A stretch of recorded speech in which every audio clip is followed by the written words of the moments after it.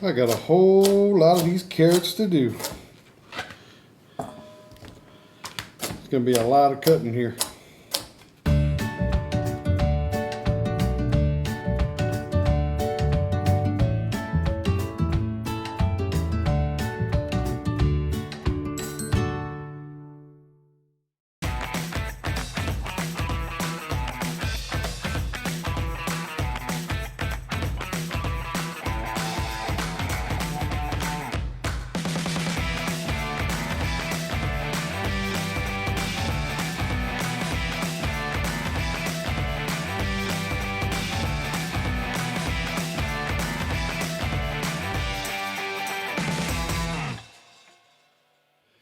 Hey guys, how are y'all today? Welcome back to the Wackadoo Farmer.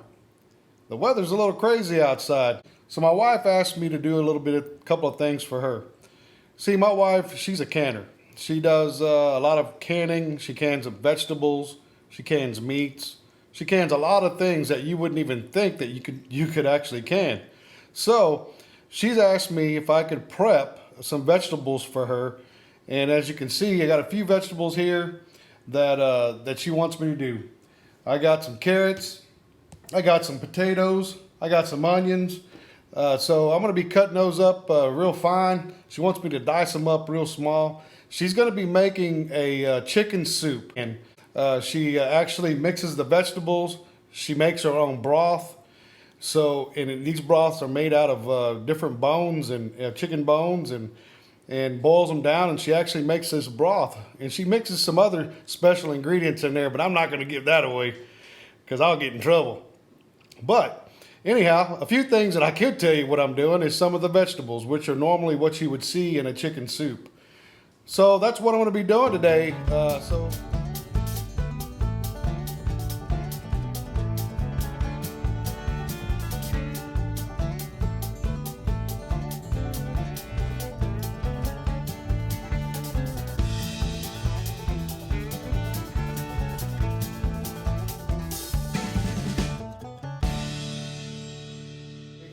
She has got a passion for it, and I don't mind helping her out one bit. There's a lot of preparations that go into canning foods, and especially what you're going to be canning. Today I got a whole lot of carrots and a whole lot of different other vegetables to dice up. So, you know, I'm just going to let you hang out and while I do this, and we'll talk.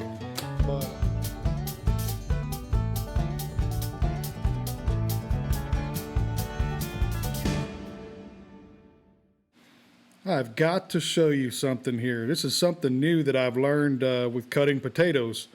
I've always wanted to learn how to cut the potatoes in a right way because sometimes they start to roll around and you could actually run into some issues if your fingers would actually roll into the blade as you're rolling that potato around. So this is something new, and I looked it up on YouTube, and I'm hoping that this can help you out. All right, let's get this potato cut. You take you a little bit off the back of it, like that. It flattens it out. Put that off to the side.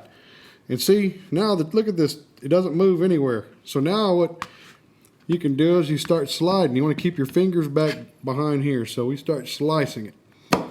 What you want to do is hold the piece just like that. Try to make them even as you can. Try to keep them together. Nice even cuts all the way to the end. So that's what you got. You just got some slices there. What you do is you take it and split it up. You can lay that one here to the side just like that. And you take this stack here and you turn it sideways. Then you slice again. And you hold on to it. You want to keep it all together. This is going to be the secret to keeping them straight and square when you want to cube them. So you got it just like this. Oh, I lost a little bit. So you put them off to the side like this. And look at this. You're going to have perfect cubes of potatoes. If you look at this, look how they fall off. Isn't that something? I learned something today. I swear we can learn every day. All right, got all the vegetables cut up for this chicken soup, and coming to the most important part of chicken soup, and that's chicken. Good old yard bird. So what we're going to do with it, we're going to slice it up into cubes. So I don't know if, so this is my method of doing it. So if you see and you have other options of being able or tips on cutting chicken up, please feel free to share. Also, to let you know, before we even dealt with the chicken, we want to make sure we wash our hands real good to get rid of any germs that we may have on our hands, because you know every time we touch things, we always end up having something that can be on our hands, and we don't want it on our food. So we're going to be slicing this chicken up. All right, so what I like to do is I like to slice the chicken into these little strips here. So another thing you may want to do is make sure you got a real good sharp knife, because it's going to make this cutting a whole lot easier. If you look at it, just easily cuts through with a good sharp knife.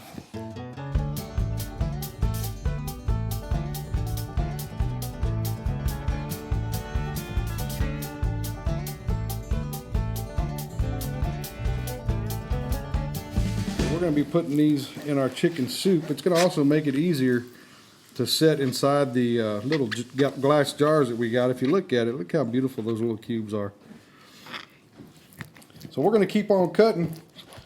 Once we get through everything, we're going to let you see kind of a little bit on how we do the canning and what we're doing when we are canning. We'll get back with you.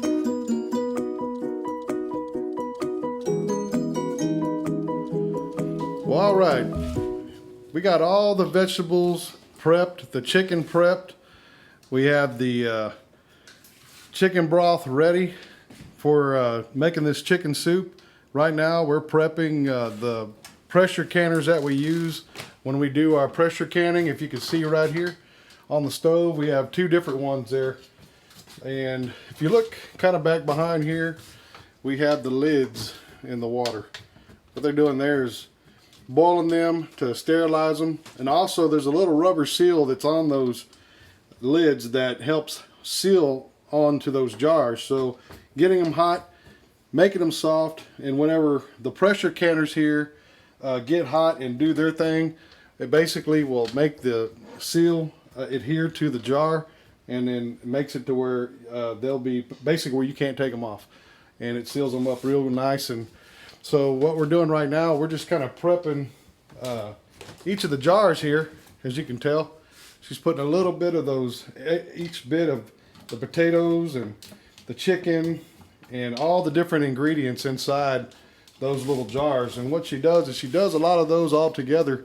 Once she gets all those put where she has enough of them, she'll start stacking those jars inside those pressure canners. Another thing is, wanted to mention about the pressure canners, when you put water in them, what we normally do is we like to put about 3 inches of water in each of them. And also what we do, since we have a little bit of hard water here out here at the farm, we'll put a little vinegar inside of it. What that vinegar does, it just keeps it from getting that white sediment on our jars whenever they're complete. If not that, then you'll have to wash off your jars. So you still have to wash your jars. You still have to wash your jars. So that's one of the big things you do first, is wash your jars. Sanitize, sanitize, sanitize. So if you look over here, we have a stack of jars in this sink here. We've got water in them. We washed them. So all these jars here are getting ready to be prepped to be able to make our chicken soup in our pressure canners.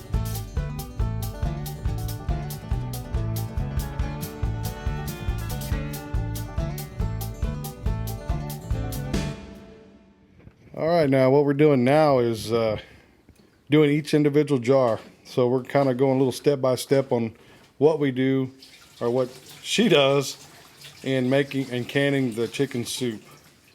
So first, what she started with first is putting the chicken in the jar, and now she's packing it down inside that jar. That kind of gets it down in there a little further. That way she can get the other ingredients into that jar.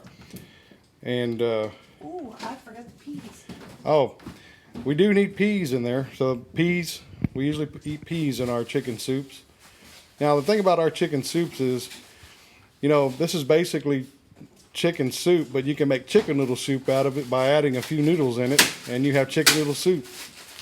She's got to bang the peas a little bit. They were frozen, so that was one of the things that I didn't get out earlier, so. And so what she's also using on this jar is a funnel. This funnel helps out a whole lot when she's putting the different ingredients in the jar. That way you ain't got stuff just flying all over the counter, on the floor, and you try to be as clean and neat as possible when you're doing it. What she's doing now, she's putting the vegetables in there. She's using this tool that she has for canning, and Pokey Joe. it's a Pokey Joe. Actually, it's a debubbler, but Yeah. So what it's doing is it's called debubbling. This is what you would call debubbling. no, right now it's packing. Oh, well, my bad. Right now it's packing. We'll get to that in here in just a second. But so she's packing the stuff in there, and later on we'll talk about it when she says when we get to the part about debubbling. So right now we're just adding all the different ingredients. She's got the carrots in there. She's got some potatoes. Now she's adding some celery. And remember, guys, all the chicken is actually already down at the bottom inside this jar.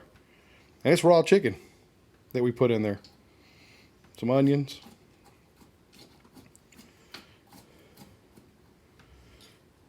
A little extra onion. We like our onion. Also, when you do this, you can actually put whatever you want to put in it, but this is what we prefer to put in our chicken soup.